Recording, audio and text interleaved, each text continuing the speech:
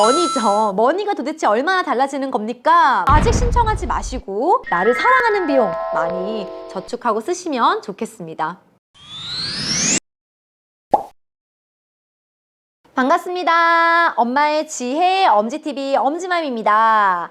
이번 주제는요, 2022년도 임신, 출산, 진료비 지원제도 총정리를 해보려고 하는데요. 오늘도 좋아요와 구독 눌러주시고 끝까지 시청해주세요. 네, 2022년도부터 시행되는 임신, 출산, 진료비 지원 제도는요, 아무래도 우리가 임신을 하고 나서부터는 정말 병원에 자주 가거든요. 그로 인해서 진료비도 많이 발생을 합니다. 그 부분에 대한 산모들의 부담을 좀 줄이기 위해서 정부에서 조금 더 혜택을 늘려준 내용이다라고 보시면 되겠는데요. 그렇다면 어떤 내용이 얼마나 달라지는 거냐 궁금하실 텐데요. 기존의 2021년도 12월 31일까지는 우리의 피부양자 및 만 1세 미만의 아이들에게 적용이 되었냐라고 한다면요.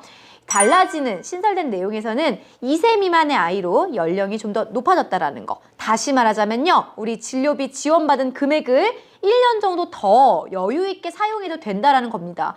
사실 저 생각해보면은 그 아이 출산하기 전에 벌써 돈을 다 썼었어요.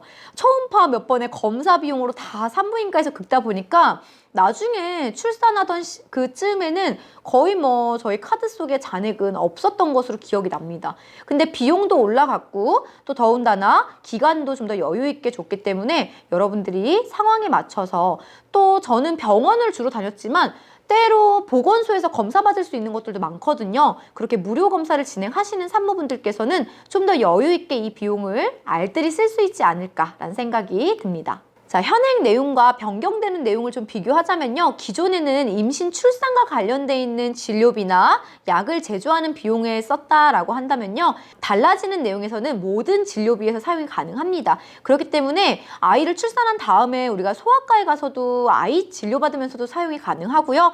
또 엄마의 다른 부분을 진료받으면서도 가능하다라고, 꼭 산부인과에서 임신, 출산 관련된 진료 내용이 아니어도 된다라는 거 여러분 참고하시면 되겠습니다.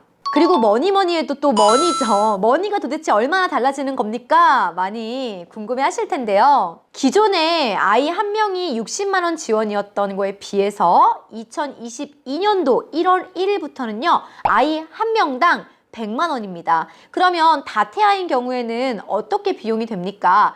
다태아는 기존에 100만 원이었는데요. 100만 원에서 무려 40만 원이 더 추가된 140만 원으로 비용이 확장되었다라고 보시면 되겠습니다. 그래서 실제 요즘에 산부인과에서 임신 사실을 확인하신 산모분들에게 의사 선생님께서도 말씀하신대요. 임신 사실은 확인했지만 아직 등록은 하지 마시고 2022년도 1월 1일에 신청하세요. 왜요? 임신 사실 확인 시점이 아니라 신청하는 시점부터 적용이 되는 거니까 여러분 이제 얼마 안 남았어요. 조금만 더 기다렸다가 1월 1일 땡 치면 그때 신청하시고 우리 돈 좀 더 많이, 40만 원이 어딥니까? 그 돈 더 많이 받아서 알뜰하게 진료비로 쓰시면 좋겠습니다. 또한 분만 취약 지역 같은 경우에는 20만 원이 더 추가 지급된다고 하니까요.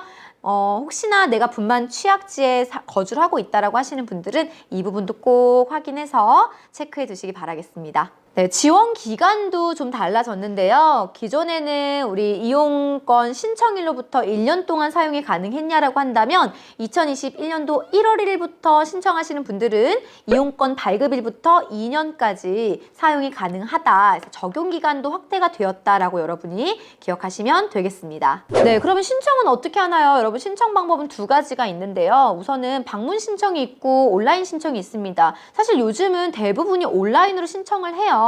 하지만 뭔가 온라인은 아직 서툴다 또는 찝찝하다, 나는 직접 신청하는 게 속 편하다라고 하시는 분들은요. 내가 다니고 있는 산부인과에서 여러분이 임신사실 확인서를 발급받으시고요. 담당 의사 선생님께서 말씀하시면은 발행해 주실 겁니다. 그걸 가지고 여러분들이 공단지사, 카드사, 은행 또는 주민센터 또는 보건소에 여러분이 직접 방문해서 신청을 하시면 되고요. 온라인으로 신청하실 경우에는 이런 공단이나 홈페이지 어플을 활용하시거나 또는 전화 또는 정부24의 바우처를 신청하시면 되겠습니다. 네, 그러면은 여러분 꼭 알아둬야 될 내용을 제가 다시 한 번 더 총정리해 보도록 하겠습니다. 우선 지금 내가 뱃속에 아이가 있는 걸 확인했어요. 그런데 병원을 다니고는 있는데 아직 바우처 신청을 안 했어요 라고 하시는 엄지 마마님들은요, 아직 신청하지 마시고 2022년도 1월 1일 이후에 여러분이 신청을 해주시면 되겠습니다. 제도 신청일인 2022년도 1월 1일 이후부터 적용이 되는 거고요. 그 이전 신청건에 대해서는 기존 2021년도 내용으로 적용이 되니까요. 이건 취소도 안 된다고 해요. 그러니까 여러분 꼭 기억해 주시고요. 사용 기간 내에 사용하지 못한 잔액은 여러분이 환불받거나 현금화 시킬 수가 없습니다. 그래서 사용 기간 내에 반드시 모두 전액을 사용해 주시면 되겠고요. 만약에 내가 임신을 하다가 중간에 유산이 되거나 사산이 되는 경우들이 발생을 해요. 그래서 재임신을 했는데 그럼 기존 잔액은 어떻게 되는 거냐? 임신을 하다가 중간에 사산되거나 유산된다라고 하면은 그 시점부터 이 바우처는 종료되고 잔액도 역시 소멸된다라고 보시면 됩니다. 이후에 다시 재임신을 올해 똑같은 해에 했어요 라고 한다면 그때 다시 신청하시고 이 100만 원이란 비용이 다시 적용이 되는 거니까요. 여러분 그냥 한 아이당의 진료비로 지원받는다라고 이해하시면 되겠습니다. 바우처 결제 방법은요, 우리 결제 시에 할부 개월란에 38이라는 숫자, 이 코드라고 해요. 그 코드를 입력해서 승인이 되면은 우리가 지원받았던 금액으로 결제가 되는 거라 하는데요. 사실 이 부분은 저희가 입력하는 건 아니고 결제해 주시는 의료진들께서 알아서 잘 결제를 해주실 거기 때문에 여러분은 굳이 확인하지 않으셔도 된다라는 거 말씀드립니다. 네, 병원에 다니다 보면은 실제로 검사도 굉장히 많이 받고 의외로 초음파 비용도 많이 나올 때가 있어요. 그러다 보니까 이런 부분에서도 사실 내 돈을 계속 내가면서 검사를 하고 하는데 부담을 느끼실 수 있는데요. 우리 검사 비용은 정부에서 지원해주는 바우처로 알뜰하게 쓰고 그 내가 아낀 비용으로 엄마를 위한 영양제나 나를 위한 비용으로 조금 더 나를 사랑하는 비용 많이 저축하고 쓰시면 좋겠습니다. 여러분 더 궁금하신 점이 있으시면요, 요 아래에 네이버 카페 혹은 댓글 남겨주시면 감사하겠고요. 좋아요와 구독은 사랑입니다. 다음에도 유익한 영상으로 인사드리겠습니다. 감사합니다.